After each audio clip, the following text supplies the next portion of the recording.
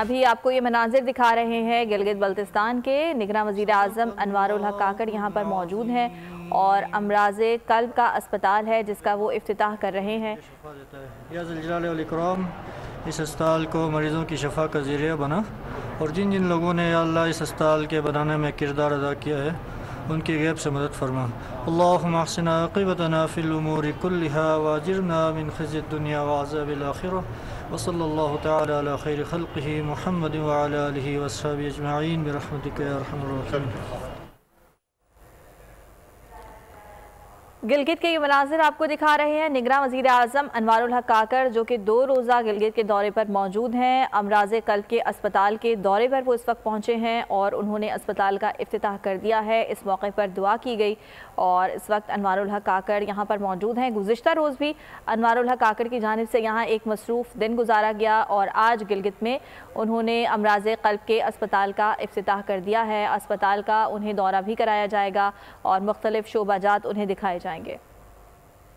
او P D کی facilities اس کے اندر ہم نے انشور کی ہیں سر، او پی ڈی کی حد تک اس کے ہاسپٹل کی اوپننگ ہوئی سر۔ اس میں بھی سر ہم ریکویسٹ یہی کریں گے سر، جو ایل سی کا میٹر ہے سر، جب ہم ایک سٹیج پہ 2 مہینے کے بعد پہنچے ہوں گے بایو میڈیکل کی امپورٹ میں، تو وہ ایل سی کی وجہ سے تھوڑا سا ہم ڈیلے ہو سکتے ہیں سر۔ اس کا جو ٹارگیٹڈ ٹائم پیریڈ ہے سر جون 2024 میں سر ہم اس کو کمپلیٹ کریں، فلی آپریشنل کریں گے سر۔ یہ کیس لیب کا ہے سر، وہ پرائرٹی پہ اگر ہم اس کو انشاءاللہ۔ نگراں وزیر اعظم نے امراض قلب اسپتال کا دورہ کیا ہے۔ اس موقع پر دعا کی گئی اور اس کے بعد نگراں وزیر اعظم کو بریف کیا گیا جس میں یہ بتایا گیا کہ 2024 کے بعد اس اسپتال کا باقاعدہ طور پر مریضوں کے لیے فعال اس اسپتال کو کر دیا جائے گا۔ او پی ڈی کی سہولیات بھی یہاں پر مریضوں کو میسر ہوں گی اور اس موقع پر انوار الحق کاکڑ کی ملاقات اسپتال کے وفد سے کروائی جا رہی ہے، عملے سے کروائی جا رہی ہے۔ آپ کو یہ مناظر دکھا رہے ہیں گلگت کے۔ نگراں وزیر اعظم 2 روزہ دورے پر گلگت میں موجود ہیں اور گزشتہ روز بھی انہوں نے خاصا مصروف دن گزارا اور آج وہ یہاں پہنچے ہیں امراض قلب اسپتال کے افتتاح کے لیے۔ افتتاح اسپتال کا کر دیا گیا ہے اور اس اسپتال کے حوالے سے انہیں بریف بھی کیا گیا، اسپتال کا دورہ بھی کروایا گیا اور مختلف شعبوں کے حوالے سے نگراں وزیر اعظم کو بریف بھی کیا گیا۔ اس وقت آپ کو یہ مناظر دکھا رہے ہیں اور یہ جو اسپتال ہے اس میں مریضوں کو کیا سہولیات میسر ہوں گی، کب سے یہ فعال ہو جائے گا، اس بارے میں بھی نگراں وزیر اعظم کو بتایا گیا اور یہ بتایا جا رہا ہے کہ اسپتال میں او پی ڈی کا افتتاح بھی کر دیا گیا ہے۔ جون 2024 میں اسپتال مکمل طور پر فعال ہو جائے گا۔ دارالحکومت صدر مقام گلگت میں آئے اور جس انداز سے گلگت کے باسیوں نے، چاہے وہ بلتستان سے ہیں، گلگت سے ہیں، دیامر سے ہیں، نگر سے ہیں، ہنزہ سے ہیں، انہوں نے جس وارمتھ کا، جس خوش اسلوبی سے ہمیں ریسیو کیا ہے، جس اپنائیت کا مظاہرہ کیا ہے، وہ تادم آخر میں بھول نہیں پاؤں گا۔ مجھے آپ لوگوں کی احترام اور محبتوں کا جو احسان کر گئے ہیں، اس احسان کے بدلے میں کوشش کریں گے کہ اپنا جو پاکستان کے ساتھ رشتہ ہے اس کو مزید بہتر کیسے کر سکے، استوار کیسے کر سکے، اس میں اپنی توانائیاں خرچ کریں گے۔ یہاں پہ مختلف النسل، مختلف الخیال، مختلف العقائد لوگوں کا جو ایک گلدستہ ہے، یہ جو قائد اعظم محمد علی جناح کا ویژن تھا پاکستان کے لیے، اس کا جو عملی نمونہ ہے وہ گلگت میں ایگزیبٹ ہوتا ہے اور یہاں پہ اس کی نمائش ہوتی ہے۔ وہ ایک ایسے ہی وطنیت کا تصور ان کے یہاں تھا کہ لوگ ہوں گے مختلف، انسان کبھی ایک جیسے نہیں رہ سکتے۔ انسان اپنی تاریخ میں جو ہے نا وہ اختلاف اور مختلف النوع فکر کے تحت اس نے زندگی گزاری ہے، جتنی بھی انسانی تاریخ ہے۔ تو مونوٹنس اس کی زندگی میں کوئی بھی شے نہیں ہو سکتی ہے، اور وہ اس کے جو تخیر ہے، اس کی جو تبدیلی ہے، اس پہ وہ یقین رکھتا ہے۔ اس تبدیلی کی بنیاد پہ وہ مختلف کلچرز بھی اپناتا ہے، مختلف زبانیں بھی اپناتے ہیں، ورنہ سارے انسان ایک جیسی زبان بول رہے ہوتے نہیں بولتے۔ ہر علاقے میں اپنی اپنی بولی جو ہے نا وہ خود ہی انہوں نے ڈیزائن کی، لیکن ان تمام اختلاف اور مختلف النوع جو حیثیت ہے، جو شناخت ہے، اس کی بنیاد پہ اکٹھے زندگی کیسے گزارنا ہے، یہ انسانیت کی معراج ہے۔ انسان کی معراج کی بنیاد یہی ہے کہ وہ زبان میں، نسل میں، رنگ میں، عقیدے میں ایک دوسرے سے مختلف ہو، اور اس کے باوجود ایک دوسرے کے حقوق کو وہ یکساں تسلیم کرے۔ اگر وہ ایک دوسرے کے حقوق کو یکساں تسلیم نہیں کرتا تو پھر وہ جنگل اور جانور کا جو طرز عمل ہے زندگی کا، اس کو اختیار کرتا ہے۔ اس میں جو طاقتور جانور ہوتا ہے وہ کمزور جانور کو آ لیتا ہے، جو زیادہ گیدڑ اکٹھے ہو جاتے ہیں وہ شیر کے پیچھے پڑ جاتے ہیں، کہیں پر وہ آبادی کی بنیاد پہ، قدری صلاحیت کی بنیاد پہ وہ اپنے آپ کو دوسروں سے بہتر محسوس کرتا ہے۔ لیکن جو انسانیت کی معراج ہے وہ یہ ہے کہ وہ صرف ابن آدم کے تصور کے طور پر اپنے آپ کو یکساں سمجھتا ہے۔ تو میں گلگت بلتستان کے لیے، یہاں کے لوگوں کے لیے یہی پیغام لے کر آیا ہوں کہ ایک دوسرے کے حقوق کا احترام، اور ریاست کی ذمہ داری یہ ہے کہ ان حقوق کے احترام کی انفورسمنٹ کر سکے، اس کا نفاذ کر سکے، اور ہم انشاءاللہ یہ نفاذ کر کے رہیں گے۔ اگر کوئی یہ سمجھتا ہے کہ اس بھائی چارے کو جو یہاں پہ موجود ہے، جو یہاں کے سماج میں موجود ہے، جو یہاں کے اقدار میں موجود ہے، جو یہاں کے کلچر میں موجود ہے، اس کو ڈسٹرب کر سکے گا، اس کو تبدیل کر سکے گا، وہ اس کی بہت بڑی غلط فہمی ہے۔ اپنی غلط فہمی دور کر لیں۔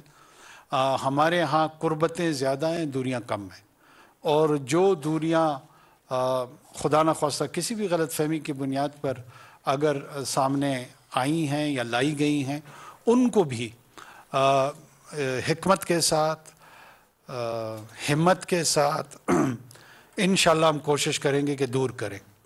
باقی یہاں کے میں سمجھتا ہوں کہ جتنے بلند و بالا پہاڑ ہیں اتنے ہی بلند بالا آپ کے حوصلے ہیں۔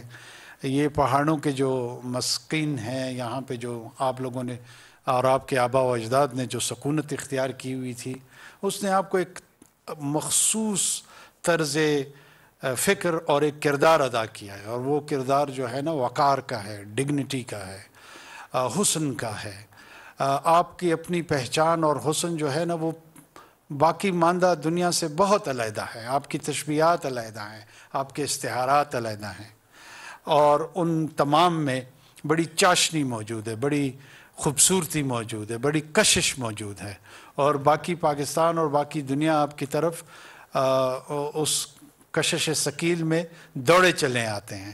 آپ دیکھیں ٹورسٹ بھی آپ کی طرف آتے ہیں، یورپ سے بھی لوگ آ رہے ہوتے ہیں، ایشیا سے بھی لوگ آ رہے ہوتے ہیں، اندرون پاکستان سے لوگ کھچے چلے آ رہے ہوتے ہیں۔ تو کوئی خاص مادہ ضرور یہاں کی فضا میں بھی ہے اور یہاں کے لوگوں میں بھی ہے۔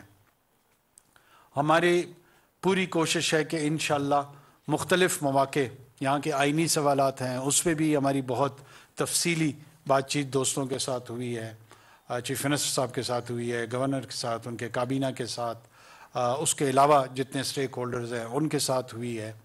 اور یہ جو ابتدائیہ ہے ہماری حکومت کے دورانیہ میں، یہ شروعات اس کی ہوئی ہیں، اختتام صرف اس ایک دن پہ نہیں ہوگا۔ ہم تسلسل کے ساتھ گلگت اور بلتستان کے مسائل کے ساتھ جڑے رہنے کی کوشش کریں گے، اور جس حد تک ممکن ہوگا اسے انشاءاللہ حل کرنے کی بھی کوشش کریں گے۔ چاہیں گے کہ یہاں کے لوگ اپنے پاؤں پہ کھڑے ہوں، ایک پروقار زندگی گزاریں بحیثیت پاکستانی، ان کے جو شناخت کے سوالات ہیں وہ بھی جلد ان کے آئینی جوابات مل جائیں، اور اس کے لیے جو کاوش وفاقی حکومت کے طور پہ ہم سے ہوگی انشاءاللہ ہم آپ کو یقین دلاتے چلیں کہ وہ ہم کریں گے۔ یہاں کی جو اکنامک پوٹینشل ہے اس پہ ہم ایک طویل المیعاد انداز میں کوشش کر رہے ہیں کہ کام کریں، چاہے وہ ٹورزم انڈسٹری ہو، چاہے وہ مائنز اینڈ منرل کے حوالے سے ہو، یا یہاں کی جو پاور سیکٹر میں رول آپ پلے کر سکتے ہیں۔